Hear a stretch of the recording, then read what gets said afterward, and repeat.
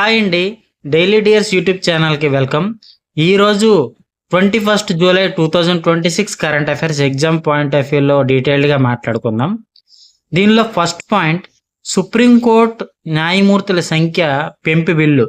మన కేంద్ర ప్రభుత్వం పార్లమెంట్లో సుప్రీంకోర్టు న్యాయమూర్తుల సంఖ్యను పెంచాలని ఒక బిల్లుని పెట్టింది. అయితే ఇప్పటి వరకు 34 మంది సుప్రీంకోర్టు న్యాయమూర్తులు ఉన్నారు. దాన్ని 38 చేయాలని ఒక బిల్లు పెట్టిందనమాట. సో ఎగ్జామ్ పాయింట్ ఆఫ్ వ్యూలో ప్రస్తుతానికి ఎంతమంది ఉన్నారు? 34 మంది. ఎంతమందికి పెంచవచ్చు?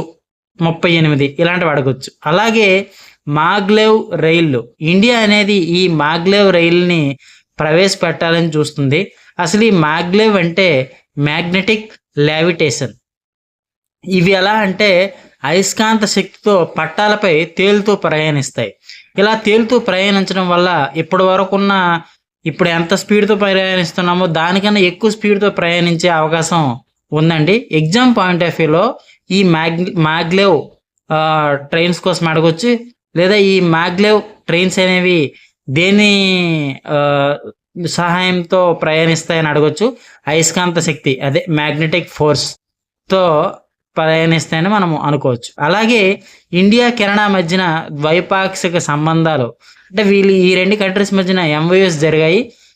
అవి ద్వైపాక్షిక సంబంధాలు, భద్రత అండ్ వాణిజ్య అంశాలపైన జరిగాయి. అలాగే మోస్ట్ ఇంపార్టెంట్ బిట్ అండి, WTO world trade organisation trade policy review TPR. అసలు ట్రేడ్ పాలసీ రివ్యూ అంటే ఏంటంటే WTO వరల్డ్ ట్రేడ్ ఆర్గనైజేషన్ సభ్య దేశాలు ఉంటాయి కదా, ఆ దేశాల వాణిజ్య విధానాలని సమీక్షించే విధానాన్ని TPR అంటారు, ట్రేడ్ పాలసీ రివ్యూ.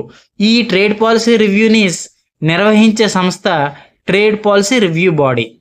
అలాగే మోస్ట్ ఇంపార్టెంట్ బిట్ అండి, ప్రపంచంలోనే UK ఫస్ట్ AI మంత్రి. ఇప్పుడు ఆర్టిఫిషియల్ ఇంటెలిజెన్స్ చాలా భూమిలో ఉంది కదండి, దానికోసం first United Kingdom first AI మంత్రిని నియమించింది. అతను కనిష్క్ నారాయణ్.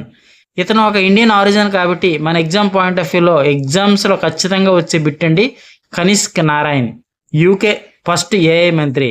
ఇలాంటి మరిన్ని కరెంట్ అఫైర్స్ కోసం నా ఛానల్ని చూస్తూ ఉండండి. Thank you.